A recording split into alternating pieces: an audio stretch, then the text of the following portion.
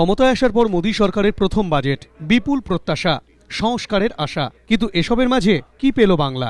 2014-15 আর্থিক বছরের সাধারণ বাজেটে পশ্চিমবঙ্গ সহ 4টি রাজ্যের এইমসের জন্য বরাদ্দ করা হয়েছে 500 কোটি টাকা। বাকি 3টি এইমস হবে অন্ধ্রপ্রদেশ, মহারাষ্ট্রের বিদর্ভ এবং উত্তরপ্রদেশের পূর্বাঞ্চলে। এসআরএফটিআই কলকাতাকে দেওয়া হচ্ছে জাতীয় প্রতিষ্ঠানের স্বীকৃতি। এছাড়াও গঙ্গাপথে বাণিজ্যকে গুরুত্ব দিতে বিশেষ প্রকল্পের ঘোষণা করা হয়েছে এবারের বাজেটে। নাম জলমার্গ বিকাশ প্রকল্প। এই প্রকল্পে এলাহাবাদ থেকে হলদিয়া 1620 কিলোমিটার জলপথে চালানো হবে পণ্যবাহী জাহাজ। এর জন্য বরাদ্দ করা হয়েছে 4200 কোটি টাকা। জলপথের পাশাপাশি জোর দেওয়া হয়েছে সড়কপথের বাণিজ্যতেও। বাজেটে ঘোষণা, কলকাতা থেকে অমৃতসর বাণিজ্যিক করিডরে মাস্টার প্ল্যান তৈরির কাজ দ্রুত শেষ করা হবে। এছাড়াও বাজেটে বলা হয়েছে এবার থেকে রাজ্যগুলি খনিজ দ্রব্যের ওপর আরও বেশি রয়্যালটি পাবে। ফলে আয় বাড়বে পশ্চিমবঙ্গের মতো রাজ্যের, যেখানে একাধিক কয়লা খনি রয়েছে।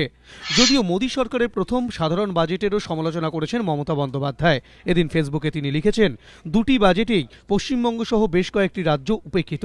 নতুন সরকার রাজনৈতিক প্রতিহিংসা চরিতার্থ করতে কাজ করছে। বাজেটে আমরা কি দেখলাম? ব্যাংক সেক্টর, যেখানে আমরা টাকা রাখি, গরিব মানুষ টাকা রাখে, ব্যবসায়ীরা টাকা রাখে, কৃষকরা টাকা রাখে, সেই ব্যাংকিং সেক্টরে ডিসইনভেস্টমেন্ট করে দেওয়ার কথা আজকে বলে দেওয়া হয়েছে।